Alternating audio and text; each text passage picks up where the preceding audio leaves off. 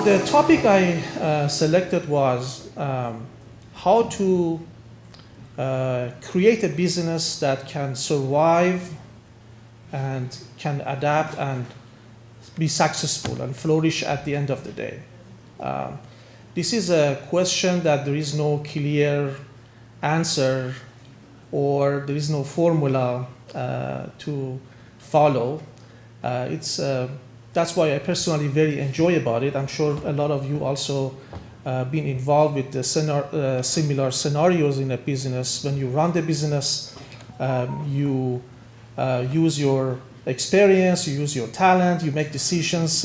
Sometimes you do a spontaneous decision, sometimes you wait for a month to make a decision. And all of those basically are not guaranteed to be the best decisions.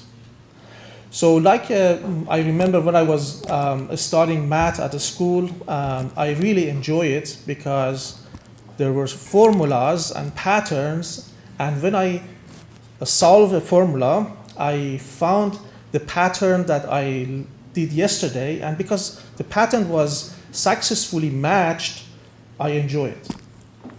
And that was the beauty, I love it.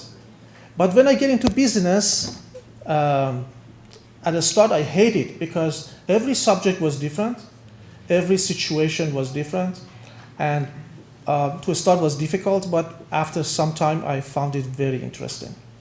And that's why I like to discuss and tell you. So first I start with my story. Came to Canada back to October 2021. It's 23 years ago, more than 23 years ago. And obviously, similar to many of the newcomers, I had my challenges to find a job. I had one job with a startup company they have in biomedical instrumentation. And after a year, I was laid off. The company closed, unfortunately. And then I looked for other opportunities. I was interviewed by Siemens Canada, and they had a full day interview. You may not believe it, but I start at 10 a.m., finish at 4 p.m. And they gave me lunch and everything. At the end, they said, you are the perfect, you answered everything perfectly, but we do not trust you to hire you. And I said, why? And the answer was, you're talking about a lot of things which we never heard, like you design by CAD, you use electronics, you design circuit, you did a lot of programming. We never heard an engineer to be diversified at those many things. And we offer you a 6 months contract, and if we're happy with you, we basically hire you. And I said, that's fantastic, and I'm open to it. So I put my all abilities toward the work. And after 2 months, I remember my manager was running around me to please sign this full-time contract because they're happy with what I was doing. And all of this coming back from, not because I'm a very special person, not really, because of the motivation and my mindset to get to that job, and I find my way through my new life in Canada.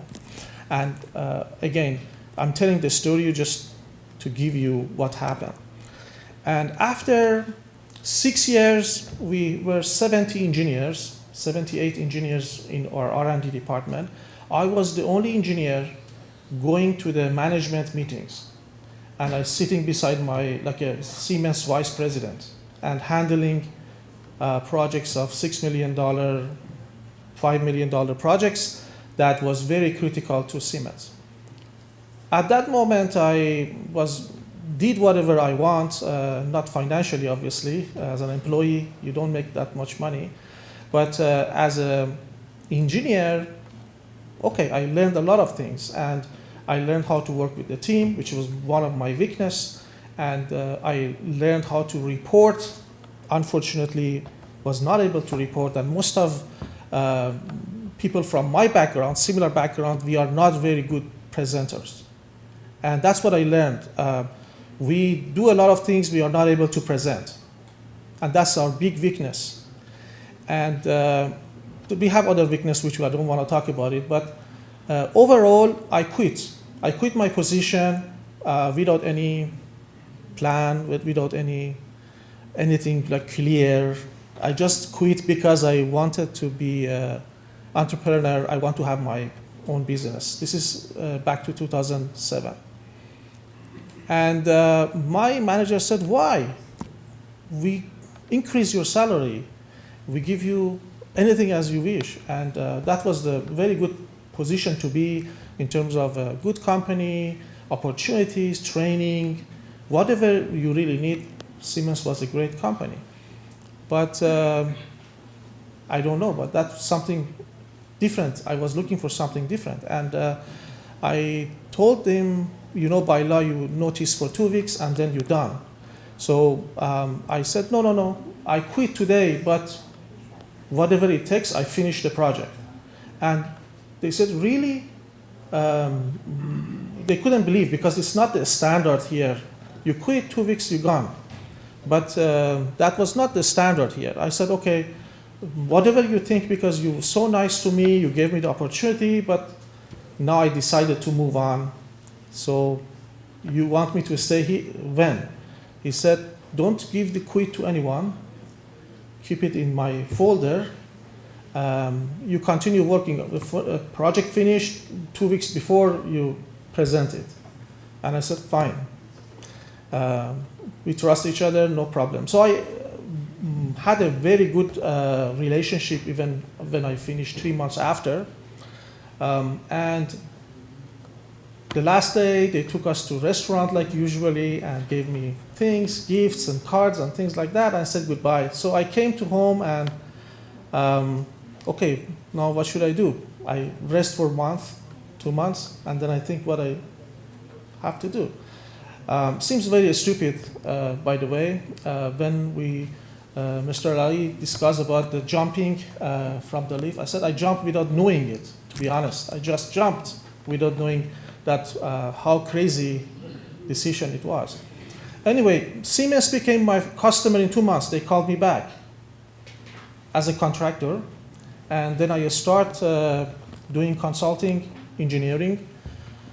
So consulting engineering seems very lucrative because you make 2-3 times. You have more time to relax and study, and then you have more time to think. And that's nice. Instead of 40 hours, you work 15 hours, you make the same money. You have extra time to go to library, study, whatever you want. That was very nice. So I start going to shows and events and talk to other companies and expand my consulting, get into General Electric with opportunities. And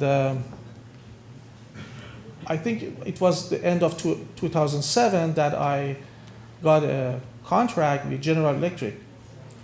And General Electric was very restricted in terms of being on site and working on site. So not like Siemens, but that was the policy. So I worked fairly long hours as a consultant with GE with their R&D department to help to improve bringing new technologies into their operation. After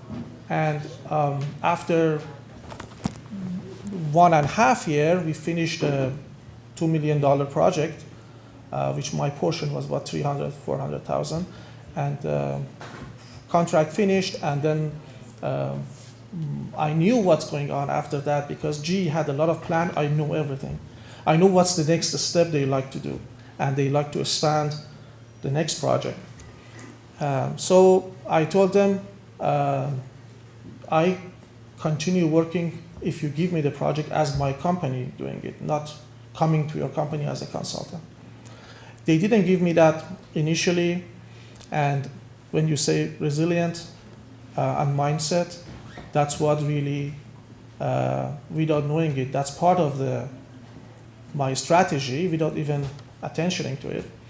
So after a couple of months, GE decided to hire me as a company and qualify my company, which were actually two people, me and my friend, to work for GE as design and engineering. Well, that was fantastic. I was so happy about it.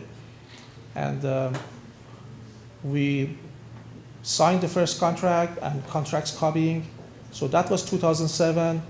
This continues all the way to 2010 and 11. We got millions of dollars contract.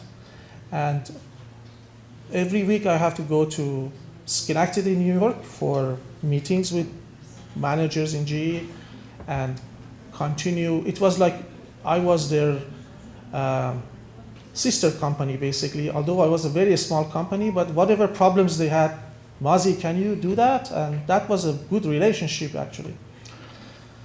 2010 and 11, things get changed, and the bubble.com happened, and at the top of GE, they closed all outside contractors, and I was no exception. So imagine $2-3 million contract finished over 2 months. So they either discontinue my project, or they said, you finish this phase and that's it, we don't want. So now it was a disaster. And I found it's better to not rely on only two customers, Siemens and GE. I have to diversify. And that's the lesson I learned, hard learning.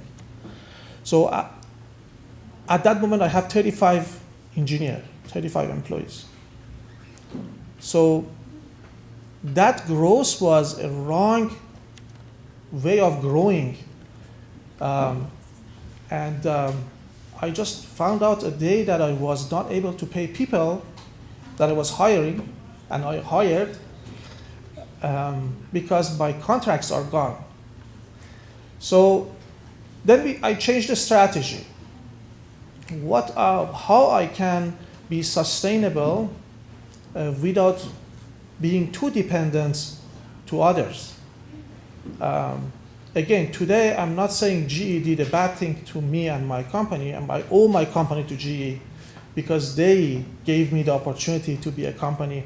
I employ people, I have the basically foundation of a business, and make this happen and have a name and websites and everything.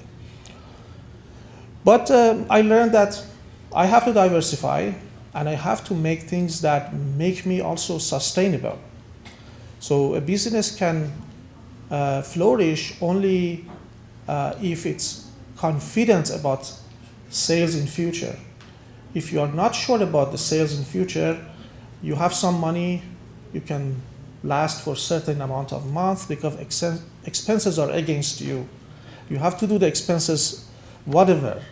And if the sales is not there, that's it, you're done.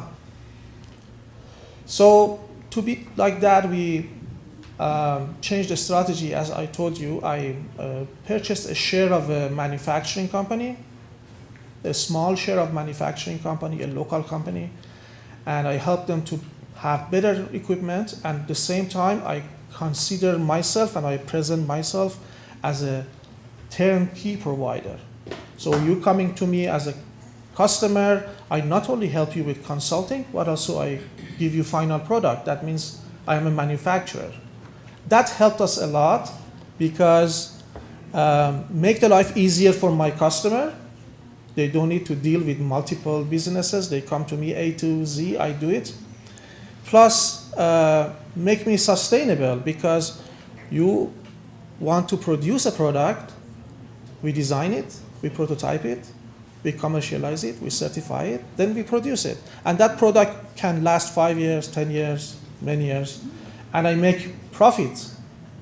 That helps me to be sustainable. And that continues as of today, and we develop technologies. When we have a product for a customer, we learn something out of it, we have a spin-off ideas, a spin-off technologies, and make relationship with other companies and things like that. So Overall, sorry, I don't want to really focus on myself too much, but on the other hand, that's what I can present. I'm not a university professor in business, but I can present my experience. So I believe, can you go back to the last? Yes. So Abraham Lincoln, I love this statement. When I read this for the first time, I found that's what I was doing without knowing it. And I'm sure a lot of you are here because you want to make a change, either for you or for others. And that change is what really is the force of moving forward. Someone does it because he's loving it, someone has a passion about it, someone has a mindset to be there. I want to be a pilot. That's the mindset, and become a pilot. Or I really want to be financially independent. That's maybe another force. Or I love this technology of AI. I like to be a part of a company that we present or provide AI services. That can be your motivation or force to have a business moving forward. So would you go next, please? So as an entrepreneur, I was thinking what we should have, and I look at myself and I found my weaknesses over time and how I can improve them. So I put some notes here. The first one is the passion. And obviously, everyone has a passion about something. I don't think you can find people that have no passion about anything, but maybe they don't present it to others. I remember as a child, I had a friend, he was telling me I have a passion to be a truck driver, and I really enjoy it. And he became a civil engineer, and believe me, he quit and became a truck driver. And a civil engineer on the road, imagine, because his passion. Passion is necessary because the road to achieve a business and make a business is very difficult. Not want to scare anyone, but you should be really persistent to make sure you overcome all challenges. And there are things that you may really don't expect if you have a friend or you have a group of people that you just socialize with them. Business is not like that. Business is harsh. Your competitor, they want to take you out of business. There is no such a thing as morality. There is no such a thing as ethical, or I'm sorry to tell that, but the reality is very dirty, and companies are trying to kill each other, like the way fish in the ocean eat each other, bigger one. It's very similar. So passion is necessary, but I believe passion can be very dangerous too. If passion is occupying all of your mind and all of your attention, you may not see the challenges. It makes you blind in your doing mistakes. It makes you blind to see your financial resources. It makes you blind to see your market. Looks like I like to be a doctor. I have a passion to be a doctor, but I don't study, or I don't have the resources to go to a school to become a doctor. I see a lot of people with ideas, with a passion, but they cannot get there because they are so occupied and they love to what to do, but they do not consider the problems. And again, I believe passion is necessary, but it's not the only thing. It's on the top of the requirements, but be careful. Passion is not taking you off-road. The other thing is mindset. It's a little bit different concept. I'm sure you know something you want to be, something that maybe you don't know why. There is no reasoning, but you want to be there. And that's your mindset. And If I tell you that, okay, we give you this opportunity, but you have to drive every day 150 kilometers back and forth, you say, no, it's too far. But your mindset would say, no, I go. I have to go. I have to make this happen. So that's the difference between a person that doesn't have the mindset and a person has the mindset. Because you want it so hard, and that's part of your program in your body and your mind that has to be achieved. So mindset is important. These are two important things. Other than that, the others, either you learn or you may not be perfect, but you get through it. So you should be self-motivated. Nobody comes and push you to be there. Like nobody comes and say, you have to be an entrepreneur. No, it's you that driving everything. Willing to work hours, extra hours. It's not 37 hours per week. Definitely you work very late or wake up in the morning. You sleep and thinking and dreaming. Sure. Oh, I'm talking too much, so fast. And all of these, basically, adaptivity, you have to adapt to new things, being social, to find opportunities, meet other people, and proactive. Sometimes business needs to be basically you communicating with others, you learn. Sometimes you face problems that looks like a disaster, and you have to be converting disasters to opportunities. This is another subject we can talk about for many, many hours. Would you go back to the next one? Yeah. You can skip this one because I don't have much time. Okay. I talk about sales. If a need is not there, business doesn't have a meaning.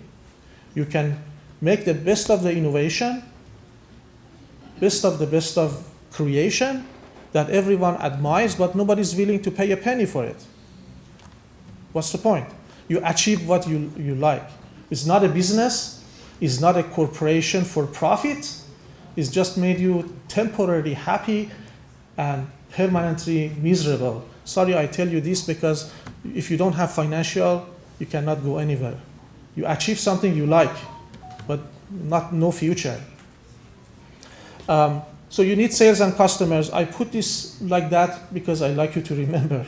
So sales and customer is item 1, sales and customer item 2, sales and customer item 3. You need sales and customer. Without them, the company does not exist. Yeah. When you come up with an idea as a new business, the first one is your idea, but there are other things that make a business successful. It can be the executive team. If I'm running a business, you are running a business, another person running a business. Everyone can have different performance in running the business and making the business happen. You may have a business plan. You may have a business model. You may have funding, and you have timing. And I have one extra planning here. You have a plan, but you don't plan. You don't follow your plan. That's a problem. So based on all of these, which one you think is the most important one? Anyone has any idea? Business plan, getting funding.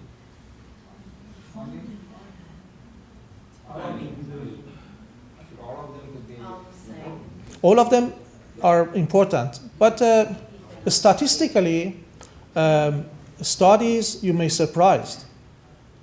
The most important thing is timing. Timing. Imagine if you make an innovation for a vaccine that happened before pandemic. There was no point. Timing was bad. 2 minutes? So timing is number one, interestingly. For me was a surprise, to be honest. And business plan is the last one. The reason is the dynamic of the environment is so changing that business plan is irrelevant in this new world. It doesn't mean you don't need business plan. You can put it there, but you have to update it every month because things change. You may have a business idea or a plan in your mind, but that's your goal. So business model is also important because you may sell a product, you may lease a product, depends on how you make money is important. And interestingly, in North America, funding is also not important because funding is easily available. If you show that your product sells, if you show that you're successful, plenty of money are available. It's not a problem. So these are the main, would you go next one, please? Yeah. One other thing I like to remind people with startups, there are many things I can talk about, but this curve is just remind me the challenges that everyone you may face. The graph talk about financial planning and break-even point. The break-even point is when you put your investment, you put your time, your money. After a year, 2 years, 5 years, you achieve a business, you made a product, you deliver a service, you made your website, all of those. Now you put $1 million and now you got your $1 million back. You even. No profit, no loss. Only 13% of companies get to that point in North America in 3 years. And only 20, if I'm not wrong, 23% in 5 years. The rest are either struggling or they out of business. They lost their investment. So look at the curve that to start, nobody knows your company, or your product is not available, or you cannot find customers. So your expenses are there, and you have to put money every month to continue the business until you start catching attention. You see customers, money are coming, and then slowly you balance it out, and you get to a point that that point shows, okay, the curvature of my financial is changing. I'm getting hopefully out of going down. I'm going up, and there is a point that you hit to zero. Basically, your loss and your profit are hitting, and hopefully after that you continue making money. Would you go on the next one? So these are general things. Obviously, we made our business. After 5 years, we're making money, everything good. But unfortunately, this is not going to continue because everything is going to change.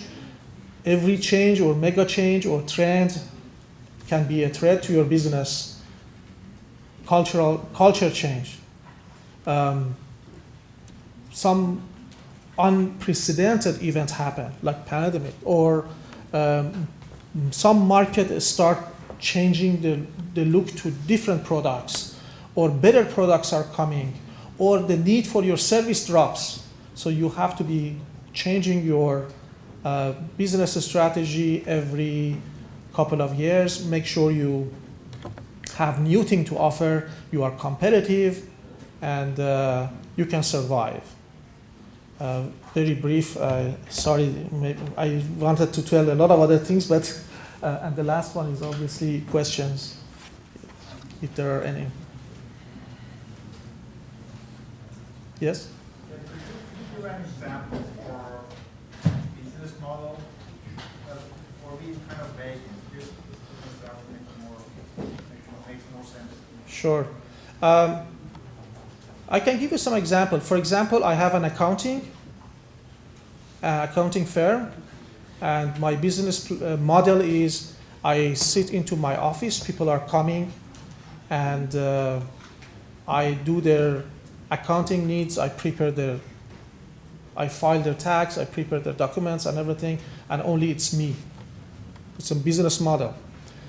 Another business model is I hire 10 accountants, I rent 5 offices, 10 offices all over the city, and I make an accounting firm, and basically I manage the other accountants to run the business.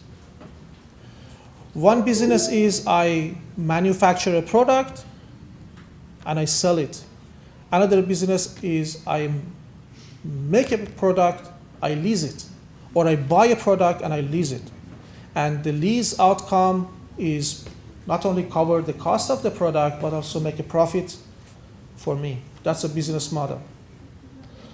You see, like you call Rogers to install security equipment for your home.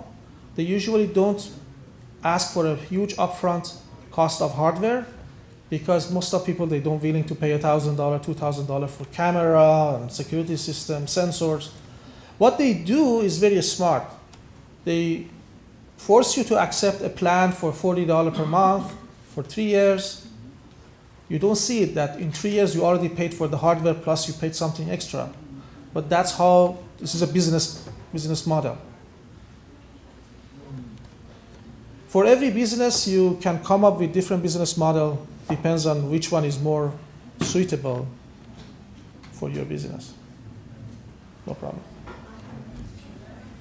We talked about different entrepreneurial personas, and the first one was passion. So for the younger generation, they're passionate about multiple different things.